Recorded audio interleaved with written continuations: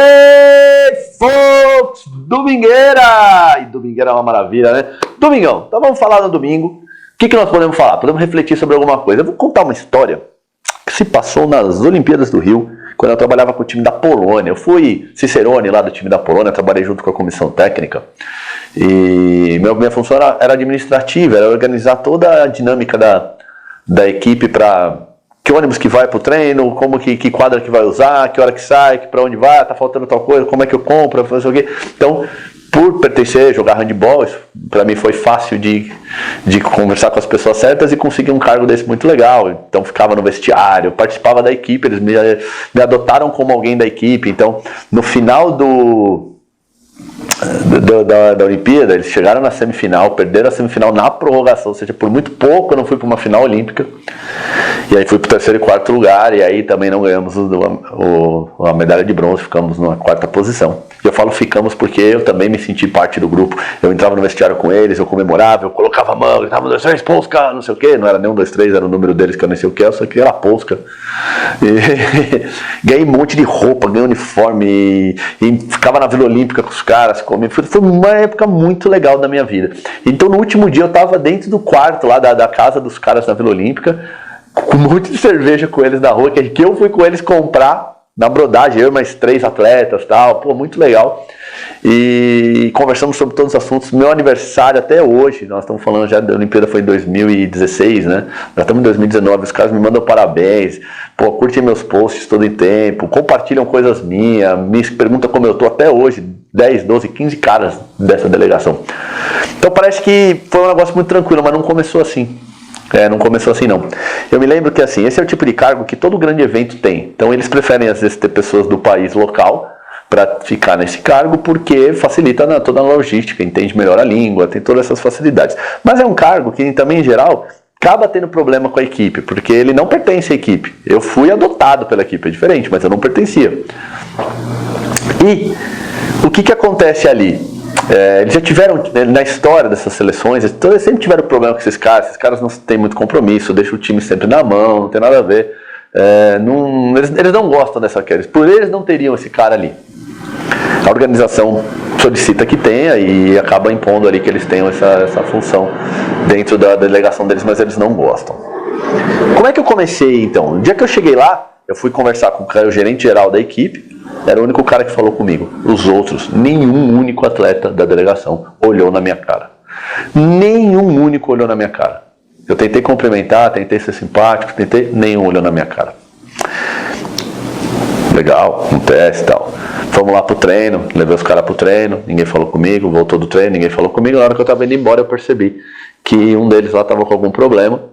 Eles não sabiam como fazer, o que tinha que fazer e tal. E aí eu fui saber que esse cara não... Ele substituiu um outro cara e ele estava sem o crachá para entrar na Vila Olímpica, ele precisava dormir em algum lugar.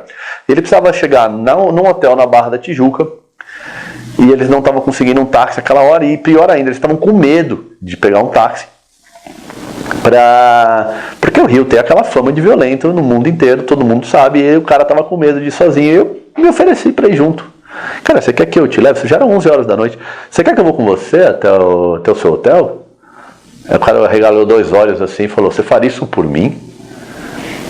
E aí na cabeça dele acho que a pergunta foi, cara, você faria isso por mim que nem te cumprimentei? Acho que faltou essa frase que ele não externou, mas ele guardou pra ele, no coração dele ela existe. Eu falei, claro, meu maior prazer, sem problema nenhum, vou com você lá, sem galho. E aí acompanhei ele até o hotel. Depois eu fui pro meu hotel, já estava cansado, eu precisava dormir também. E beleza, no dia seguinte, isso não fez com que o resto do time me cumprimentasse. Mas ele pelo menos fez também não virou meu melhor amigo no dia seguinte. Você vê como as coisas não são fáceis como a gente imagina. Eu poderia ter 2 escolhas assim, mandar esses caras pra puta que pariu e falar, vocês são cuzão pra caralho. E ficar na minha. Mas eu queria fazer parte daquilo, era uma Olimpíada, e eu queria viver aquilo intensamente, né? Então eu falei, eu preciso conquistar esses caras. E qual o melhor meio de se conquistar alguém? A melhor forma de se conquistar alguém é sendo importante e útil para ela. Aí a gente estava E para isso, o que a gente tem que prestar atenção? É que nem quando você quer chavecar uma mulher, sabe? Você precisa pegar as oportunidades. Você precisa estar atento. Então você precisa estar presente, antena ligada e fuçando oportunidades. Sem ser invasivo, mas sendo preciso na hora que você precisa ser. Tipo Alpha Dog, né? O caçador ali que sabe a hora de dar um tiro de misericórdia. E aí eu tô lá, os caras de novo passaram por mim, levei eles lá pro ginásio, tive que organizar tudo, tô fazendo tudo pro cara chegar lá, o cara não entra no ônibus, não olha na tua cara. E eu, já comecei até a me incomodar um pouco, eu vi algumas delegações mais simpáticas, tal, mas a da Polônia era especificamente muito dura. E é uma característica do povo polonês. Aí eles iam fazer um amistoso nesse dia com o Catar. Com o Catar, ia fazer um amistoso com o Catar tem um time também muito forte de handball, assim como a Polônia também tem, embora nenhum é Qatari, né? Os atletas são todos importados, mas o time do Catar é um time forte. Chegou até a ser, campeão mundial, ou vice-campeão mundial, alguma coisa assim. E eles foram fazer um amistoso. E eu joguei handball 20 anos, né? No handball não é que nem o futebol. Futebol o placar é 1-0, 2-1. Então você nunca tem você não perde o placar da cabeça. No handball, os placares são altos, lá, 33-27. Então ao longo do jogo você vai esquecendo qual o placar que está acontecendo. Você fica tão na dinâmica do jogo, de repente, como é que estava mesmo? É 12-10 ou 12-8? Você vai se perdendo. Então a gente costuma contar o jogo pela diferença de gols, tá 1 para nós, tá 2 para nós, tá, empatou, 0-0, 1-0, 1-1, não, 1-1 nunca tem, ou é 0-0, ou é 1-0, ou é 2-0, aí o cara faz 2-1, você não fala 2-1, você fala 1-0, ou seja, você sempre conta a diferença, ou é 1-0, ou é 2-0, ou é 0-0, é mais por aí que você vai, ou 3-0, 4-0, sempre você vai abrindo a diferença, né? Mas é muito ruim jogar sem placar, porque mesmo assim contando a diferença, você também se perde pela confusão, pela quantidade de gols que tem. Então o que fica lá?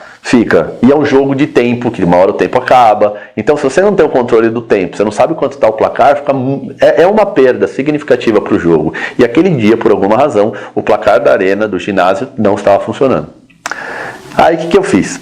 Eu percebendo isso, saquei meu celular assim do bolso, baixei rapidinho ali, placar handball. Tem um aplicativo que dá todos os tipos de placar, porque cada placar tem sua característica, né? O handball tem 2 minutos, tem os cartões, tem os 2 tempos, aí o hockey é outro tipo de forma de contagem, o futebol tem outra contagem.